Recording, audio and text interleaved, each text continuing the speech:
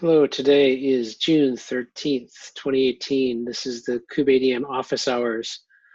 We currently don't have an agenda list right now, but I do have things I want to talk about, and I'll probably add them to the agenda on the fly. Why don't we go around real quick and start adding agenda items? Yeah, I'll add some.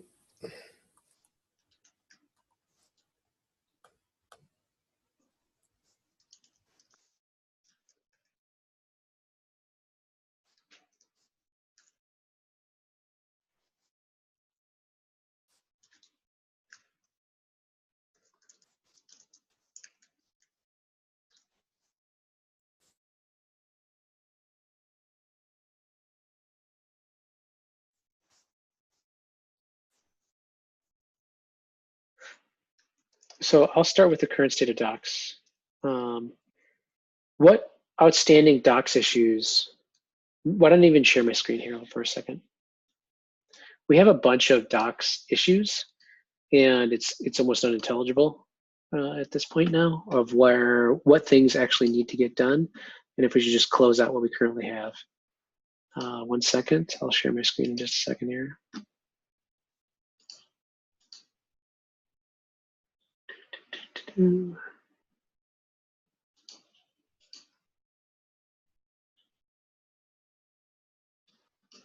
Hopefully folks can see my screen. Yep.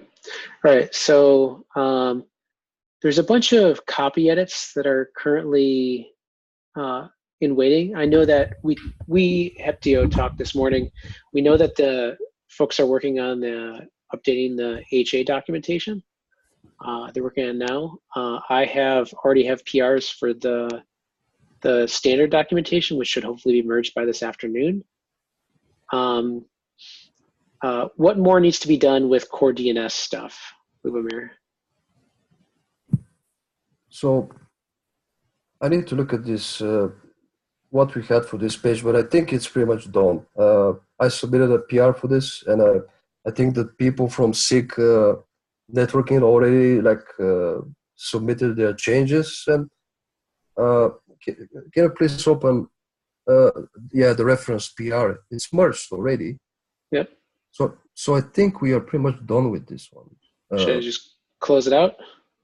I'm pretty sure it's done. And I mean, it should be up to SIG networking to say if they want something else. We basically covered what we have to do in there in terms of core DNS.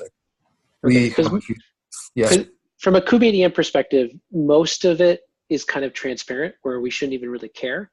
It's auto upgraded, so I'm fine with any other documentation is in their boat, right? Yeah, we should close this one. It's done. Okay. All right. Set up installing kubeadm. I know that's a separate page. Yeah, so installing kubeadm and set up in a single master cluster. I mean, first of all, hold on 1 second here. I wonder if this is the overlap with the doc that I already updated. No, this is different. So this is installing via package managers, I think. Yes, yes, yes. And I wonder if it should overlap with the creating a cluster. I'm not sure, because when you install kubeadm, is it only about the installation from the package managers? And where should we put this document? Because I think it currently does not have the right location. It's in independent documentation, if I'm It is. It is. So like the standard setup guide. So there's different locations. The setup guide basically has. Yeah, there are tasks, setup guide, reference guide, and independent. I think there are like 4 locations for kubeadm. Right now. Yeah. So this is. I don't know which location it is for a wrong copy here. So I guess my question here was, should we refactor this during the 1.11, or should we move this to a backlog issue? We gonna work on this? I don't think it needs to be done for 1.11. I think it's fine at this point, because Let me take a look here really quick at the copy edits. This is the legacy one that's there. I don't think we even have any comments yet. So it's installing Docker, installing the standard tool chain. I'm totally fine with the way it is right now. We can put this out of 111. Does that sound fine by everybody else? I just want to get this list down to something sane so we can talk with the docs folks to know what's going to be inbound still, because right now they're at their end of cycle. Yeah, Go ahead, Lucas. That seems reasonable to me with regards to installing kubeadm. All right. kubeadm overview. No, that's about like the command reference. I think that's like the main page. Under this page, there the commands are listed there. What more needs to be done from this perspective? Well, there are a couple of things here. First of all, we like my comment on the subject that we expand a lot on the commands. I mean, it's useful to have the documentation expanding on the command reference, but we currently we maintain the latest configuration file under kubeadm init. Yes, and that's a separate, should be a separate PR for this. So why don't we just leave that issue open for the time being? And also, Lucas, I'm gonna tag you in here too, because your separate document, you have a separate one which also overlaps with some of this too. Yeah, so like I'm doing a kubelets kubeadm and packaging kind of doc. So that is kind of gonna be standalone, but still like related to like this is how kubeadm works. So it should be mentioned in the overview. Implementation details. Have anyone had time to look at that? I'm taking a look at what the. Yeah, I don't remember what this was about. I'm totally fine with copying or punting this out. Yeah, so there's stuff that I can take this actually. This is not hard. There's a bunch of details here that need to be changed. Yeah, so it's like basically writing down everything. So is Fabrizio here? Anyone can see him?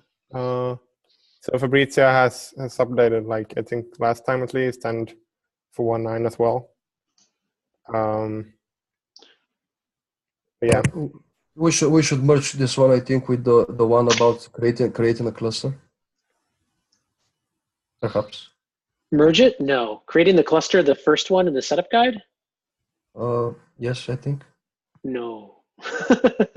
Should, I know what you're trying to say, but yeah. maybe link out to it for more details. Like if you want to learn the premise behind it. But that document I just trimmed back because it was way too big as it is right now. Yeah, it's like a lot of pages, but it's basically like talks about everything kubeadm does. So it's what it does behind the lines. Yeah, behind the scenes, like. Yeah. So, all right, I can take this one up. It's not that hard. I'll get the PR in, but it probably won't land at this point until after everything is pushed. Yeah, so some of these docs, as we have like a lot of improvements we're gonna make, will hit like the merge button a day or two after the release. But it's not the end of the world, in my opinion, at least. No, it's not. This document core DNS by default in v1.11. Can I close this one? I'm pretty sure we can close it. I mean, yeah. Everything should be merged in there. There's one that's not merged, I think. So the checkbox is in the first message of the. These are features. The other ones are merged.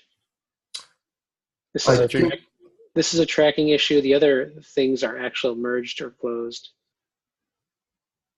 So can you go please to the first message in the thread?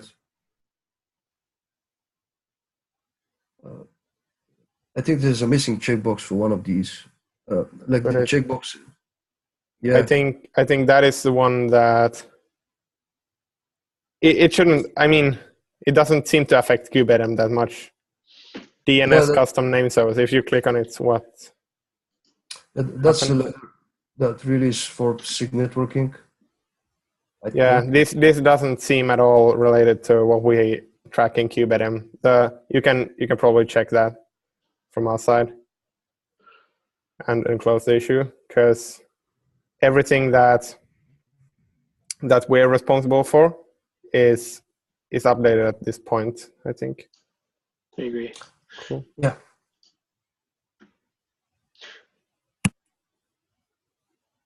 This overlaps with configuration stuff. I'll let you guys deal with that one. This is also the configuration. So there's a bunch of other docs ones that kind of overlap. So can someone, if you click on 842, can someone walk me through the recent discussions there? Because I haven't had time to read. But like, what is the plan at the moment? So basically your proposal was originally we should document how we generate like the docs, the reference docs for the commands. I think that was your original proposal. So what I wanted when I like filed this issue is I want us to be able to automatically from our code, from our Cobra and GoDoc stuff, generate markdown files. That is what I want to do. And then we don't have to, and on every new release, we don't have to ourselves go and copy over manually like copy over the current reference. Yeah. We will obviously like add some context around like something more, but that was like my intention. But then I fell off the thread like with regards to the latest messages there. So if you can walk me through it, what do you think? Yeah. So I think we can do it, but this has to be discussed like the website repository, how we're going to integrate it with them, because they are currently having some issues of themselves, like with their stuff. And so I broke this PR into a couple of different, because this like escalated from the discussion here. So this is about how we document the latest config on the kubeadm init, but it has to move from there, I think. And the other one is this is an easy one. The second one, how we generate commands. I'm going to explain that in contributing MD. So the question now is, should we like close this one and use 892 for like the how we generate configuration files, basically how we integrate them automatically into the website. So if you think that this is sufficient, we can close this one. But then again, I split one issue and opened a couple of different ones. Okay, so that got merged. Okay, yeah. I think we should be able to close that then. I'm not going to forget about this in terms of the automatic stuff. There's also the issue here that Jennifer has like some arguments still present about this. Like she doesn't want to like automate this with GoDocs and stuff. So I think there was a punt on some of that until the next cycle. Like we're not going to be able to get to the ideal state in this time frame. Like the docs people have too much on their tasks to try and get it done, and this is too close to the end of cycle. If we want to have an ideal world in use case, we should start planning for it for 112 and just deal with that in a retrospective. So I definitely want to have a retrospective for our SIG for this cycle at the end. Yeah, that's really good. And one of those things should be like, how do we want to maintain the docs in the future? So I think we can close this one for now. And especially for we should treat the version 1.11 milestone as release blocking. Mm-hmm. That is essentially what we're doing with, because I opened the, I don't know if you guys saw The tracking issue. the tracking issue in Kubernetes that points to this milestone and says when everything in this milestone is done, we can go ahead and release. Yeah. So that's why we like have to burn this down. Yeah. We have to shift that. Yeah. So real quick, Liz, the external CA stuff. I know that there were some things merged, some things not fit in. This also covers both code and some other stuff. Yeah, so the main deliverable that I accomplished is a big write-up of what external certificates need to exist. And that PR has been in limbo for a while.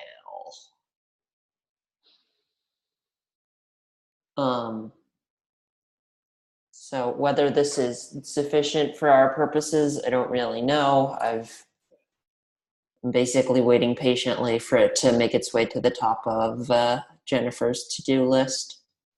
So I'm okay with probably removing the whip for the time being. And then it doesn't need to be for this cycle. It's not like blocking for the 1.11 release, although it is useful for a lot of people. It's not like, if 1.11 goes out, the world's not going to explode if we don't have the documentation for this. Yeah, that makes sense. It's been there for a while, so. Should we remove the whip? Because whip basically means no one's going to pay attention to it. It's literally what it means. Sure.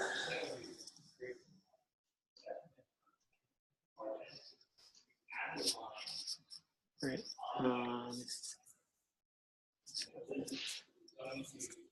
Okay, going back to the issues list. Both Liz and I are currently working on trying to distill down the data and get like at least an initial cut of something in place that actually works for both outlining, at least for AWS, outlining the in-tree cloud provider details and just links out to the appropriate section so people can pass in the right args. Because right now it's totally unintelligible from the external observer. And I do think that this is blocking worthy. And to be honest, cloud providers should like observe our like starting point in terms of the documentation and go back to us and say, hey, we need to fix this. Like they should like get back to us with problems. We shouldn't like wait for feedback from users only. Did you see, Tim, my and Andrew's discussion yesterday?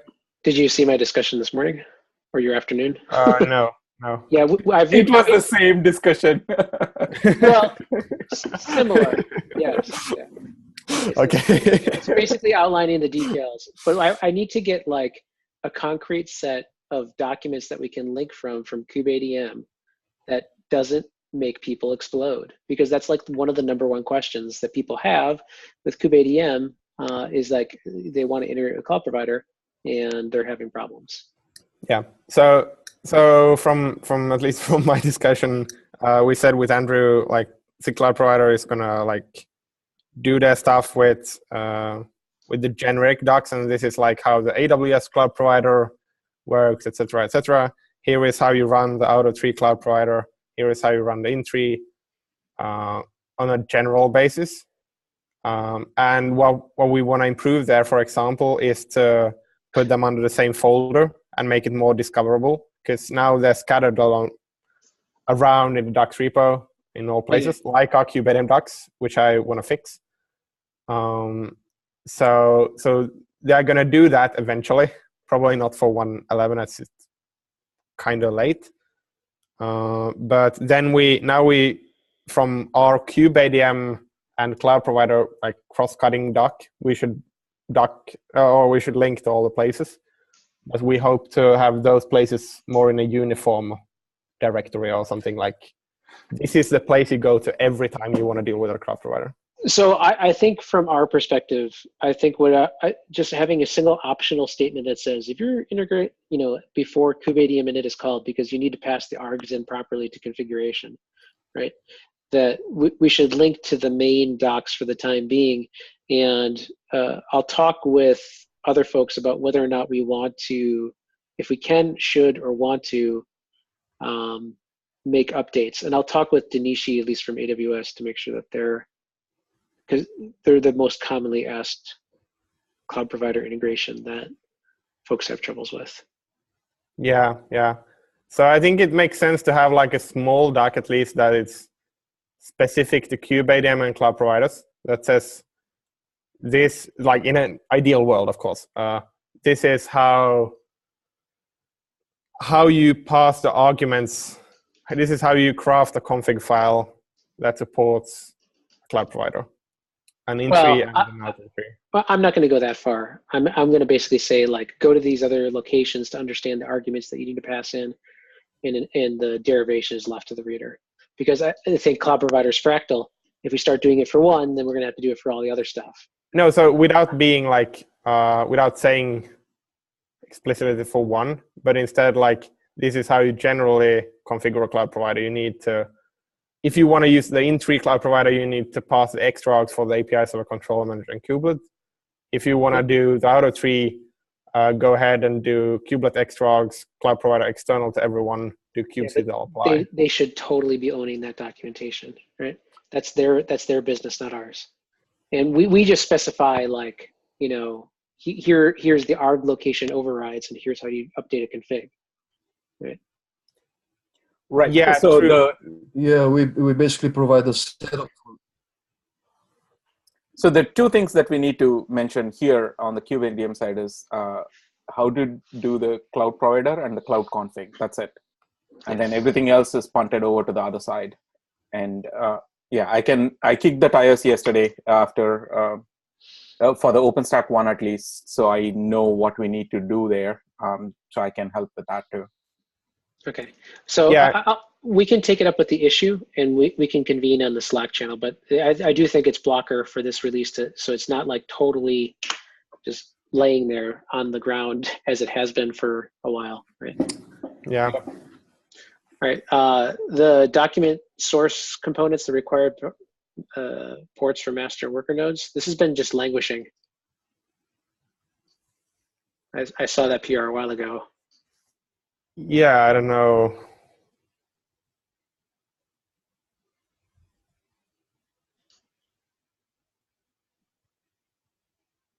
So this one is for Dix UDX.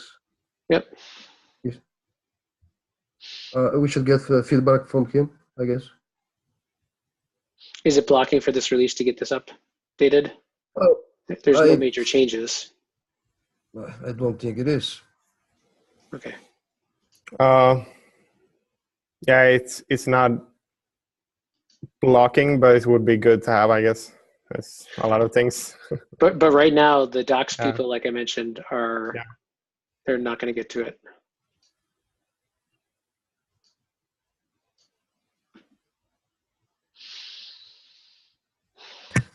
I guess shift the milestone for this, I think.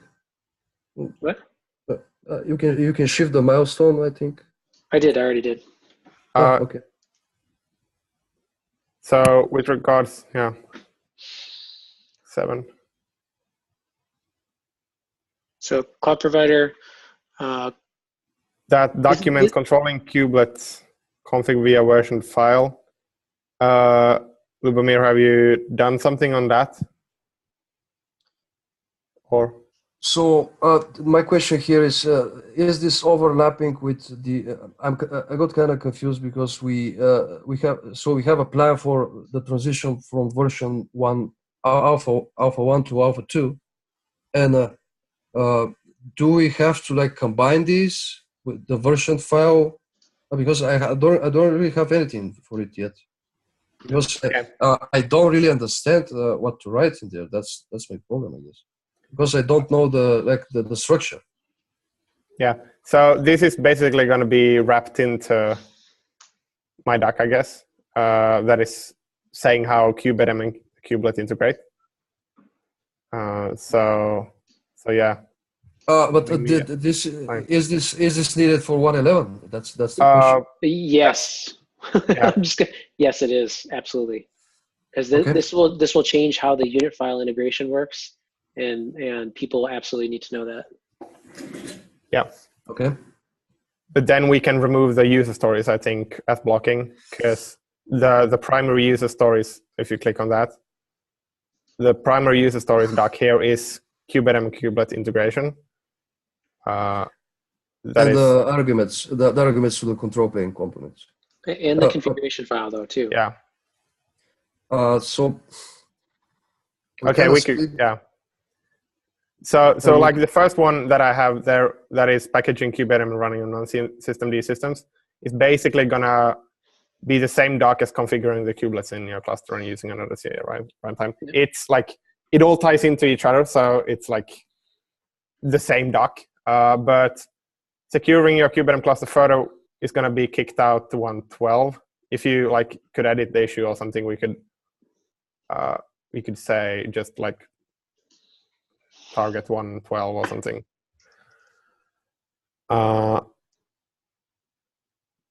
And if you can like do so that packaging kubeadm and running on non-systemd systems falls under the configuring the kubelets in the cluster. Yeah. One. Yeah, but the V1 Alpha 2 is target one. So I think the configuring the kubelets in your cluster and using a another CN runtime, etc., is target 111, because that is doing all the kubelet config stuff. Yeah, and that if you add as a sub item packaging kubeadm and running on non-systemd systems, these two docs are going to be the same doc.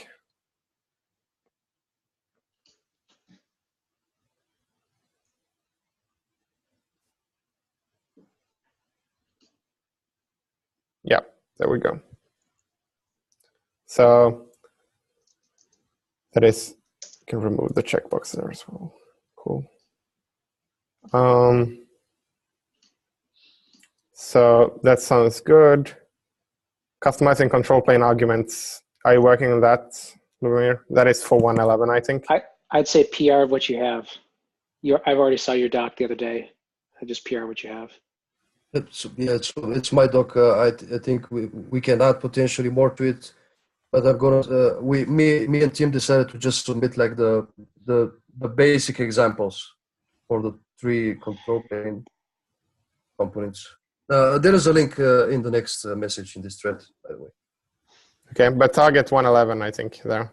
Yeah, yes, that's the target for 111. I'm going to send it later tonight, and everyone can take a look again. Yeah, cool. So customizing the proxy and DNS add-ons, that is target 112. Yeah, I haven't started on this one at all yet. Yeah, that's not like in target 111. Yeah. Cool. There we go. So refresh. I think everything else has been covered now. So like from the documentation perspective, this is everything we need to get done for this release. Yeah. And most likely what will happen is the PR, once the PRs are up, it will probably lag the release cycle. So we need to make sure that the folks who are doing the tracking issue, they don't block on some of these docs things. How do you mean? So we're not going to have this closed out probably until like one release is actually cut. Yeah. Right? Like there'll still be 111 items that'll be languishing past the release date just because of how the merge cycle is going to happen. So yeah. So it's okay for us to still have things in 111 that get closed out after 111 is actually cut. Yeah, if they have kind documentation. Yes. Right. Yeah. So everything else is considered release blocking from the release team's perspective. Do we need to still do so this one? That one, I think Jason sent a PR to increase the timeout, which we hope would kind of fix the issue, right, Jason? That's correct. it should resolve the issue, at least in the common cases. I don't think this should be on 111 milestone though, because we already PR'd it. This is a backport, so it's already on 111. So yeah, exactly. So to some extent, it's already working. Like, I'll just say it's already PR'd and backport is in flight and closed, because the backport just requires the release person to actually do their job. Yeah, exactly. So this is already working on at head.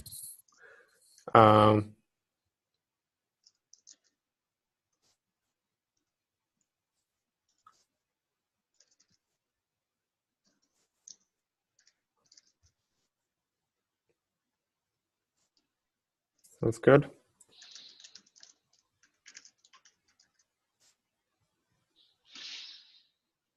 I don't know what other items are here.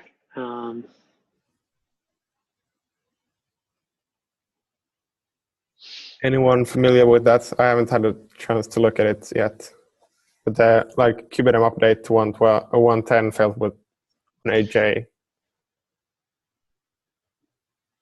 I have not had a chance to look at that. We can always punt this out for this cycle if there's 7 problems, but it sounds an awfully familiar with the same update problem with etcd.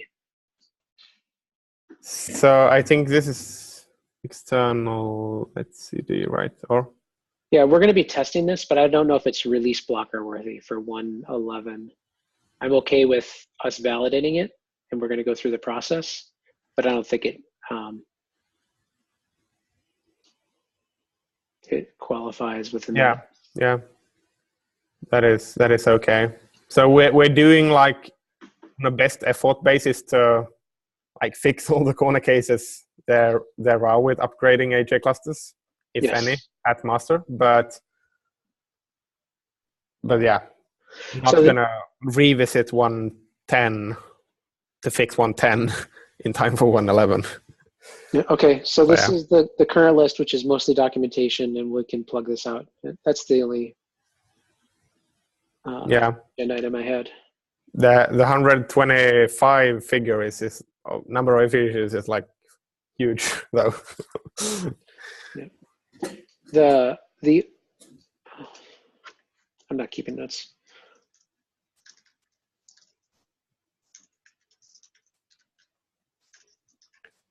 I wanted to give a shout out quick to Jason for fixing the upgrade tests. Yay! That was great. It looks like things are greenish for the most part. There's some other issues, but I don't think they're related to kubeadm at all. That's the good thing. The bad thing is I walked through the upgrade tests and oh my God, the horror. The Kubernetes Anywhere, how it does the upgrade tests, that is wow. We need to fix that in the future, but we'll do that in the retrospective. Yeah. So on Jason's PR, check questions Q false. Sander from the release team asked why the 3 stateful set upgrade, HBA upgrade, and service upgrade are failing. And this is a question we've got every single release, as it's non-obvious. And someday we should fix it. If you open the test grid, we can like look at it to illustrate. Lucas, and the problem is the job is marked as passed, but the failures are still listed. Try the other one, 1910. So if you do, but if you do upgrade 110, 111 that I'm looking at right now. So this is the current state, and the SDIM said like they are wrongly marked the overall SKU test upgrade test stuff. But these 3 stateful set HPA service upgrade are expected to fail. They fail for every single kubeadm upgrade job because stateful set upgrade requires automatic persistent volume creation. So as we don't do a storage class, obviously no storage classes are going to be able to be created even after upgrade. Why don't we just filter it from the list? We can do a Ginkgo filter list. The problem is that it doesn't work. There's something really weird. Like if you select the master upgrade, it's going to execute those unconditionally and not respect the flags and stuff. So I remember being like grumpy about that like half a year ago, but yeah, it due to how the current code is done with regards to upgrade tests, we can't skip this. And HPA upgrade requires heapster, and service upgrade requires service type load balancer. So yeah, either we need to like do some better detection of what capabilities there are, or I don't know. For now, we've just said like, okay, that is as green as it gets for a kubeadm cluster that doesn't have these. But it obviously raises questions why we have things constantly failing. Yeah. So right now, that's okay. Right now, I'm okay with that is really good. Yeah. So can I just show you what I was talking about? Can you click on the first green box on the top left corner? Yeah, green. Yeah. This one? Click on that. And so here you can see the test 3 failed and 202 succeeded, right? So that's what we need to look for, whether to actually see whether the job has passed or failed. Yeah. Okay. Yeah, exactly. So one, now that the tests are green, but we don't have testing coverage on a lot of the new additions that we have, other than sort of the unit test validation. We don't have like, sort of partial integration or end-to-end tests for a bunch of the new things. Are there a bunch of the new features and CLIs? Are there things that folks would like anyone to focus on while we're all here in this meeting to do that last mile push to get eyes on particular focus areas? So what would be super helpful is install kubeadm 110 using everything 110. Like do apt-get install. Install a normal kubeadm cluster as you would do. Mm-hmm. When you have all that installed, you go ahead and fetch the new kubeadm. You basically follow the upgrade doc, but fetch the kubeadm binary from head.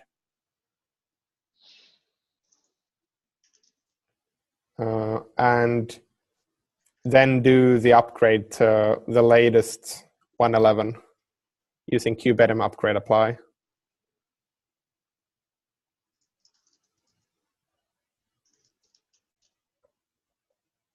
Okay. After that, fetch the latest debs and install them. Then verify everything's working. RPMs, yeah.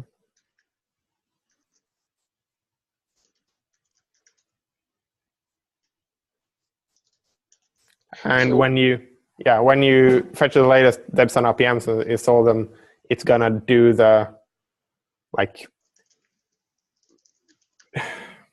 it's gonna use the new version of the drop-in file, and everything should work.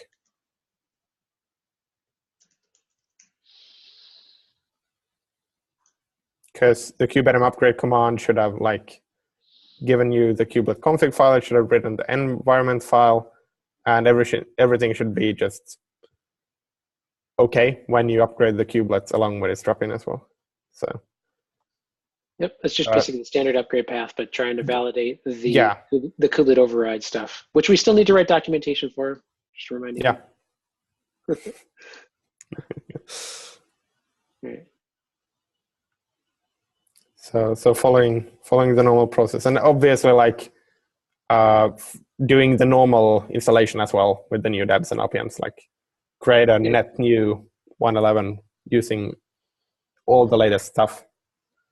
Yep, but several folks have walked that path now, and that's in the standard testing coverage. But I think the upgrade path is more thorny than the actual standard path. So, and also like when you've done that, when you want to upgrade your nodes, you should do kubeadm upgrade node config. Yep, and that's going to have to be have to be outlined in the upgrade documentation as well. Yeah. How do we have a draft for 1.11 upgrades? No, that's part of like the. We don't have a tracking issue about adding a new page about the 1.10 to 1.11 upgrades. That we could do that, yeah. Because that is separate from outlining reference docs for how the kubeadm integration works. Who wants to fall on the sword here? Well, preferably someone who understands it well. If I get through HA stuff, I'm happy to do this one. Cool. Anyone else want a second? I would love a second. I could like at least commit to review stuff and like help clearing things up if needed. Because there are indeed some thorny bits. As with every upgrade so far. We'll get it eventually. Yeah. Now after this, we don't have to curl down kubeadm at least, which is a good thing. Right. So that's on the milestone. One question about the latest debs and RPMs. Do those get built for every commit, or is it like 11.0-beta.2 or whatever? So did your Kubernetes release PR merge? No, it won't merge until the end. Oh, well, it could merge now if somebody can validate it because it's version checks, right? Yeah. That was what I thought. Yeah. So let me poke Caleb again today to try and follow up on that. Yeah, please do. Because if you could create the second if you have time, Chuck, like the second deb RPM updates on top of your existing one, like create a new PR with that as base. Then Caleb can just hit the merge button twice, and well. Right. No, that makes sense. I totally didn't follow that because I was writing this. What did you say again? So that if Chuck can send the CRI CDL, like splitting the general update and the CRI CDL stuff into PRs makes a lot of sense.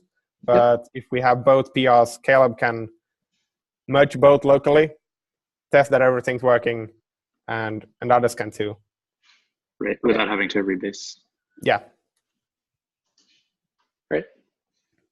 And that should be in 1 second here. Yeah. CRCTL here somewhere. I thought it was. Yeah. It's package CRI CDL in the top.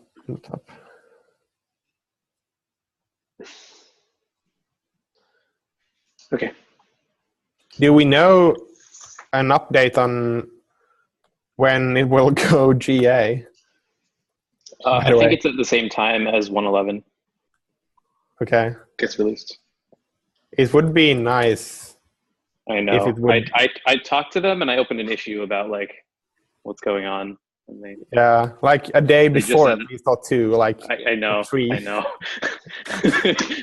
It's like that would be nice, but yeah. Just so we have like the exact, because I don't think it depends on the latest or like on exactly 1.11. So the code itself shouldn't depend on Kubernetes that much. So more on the like functionality, which at this time is kind of frozen. So yeah. I have one last question for relating to the RPMs. Does a release get built for, say, a beta version? Does a package get built for the beta version? Typically, Not no. in Kubernetes no, okay. release, but all the basal stuff is like. Yeah, the Bazel stuff does. It's okay. That's really nice. We can ask for them to build it when we do the RC1. Yeah, that is true. Yeah, okay. I'm kind of curious how they do the version names, but that's just an implementation detail.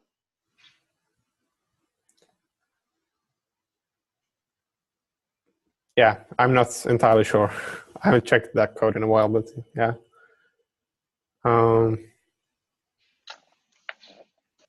right, we only have one last item here. I think the backlog is groomed to the point where we just need to get stuff done and make sure that when the tracking issues say like kind documentation bugs can straddle release.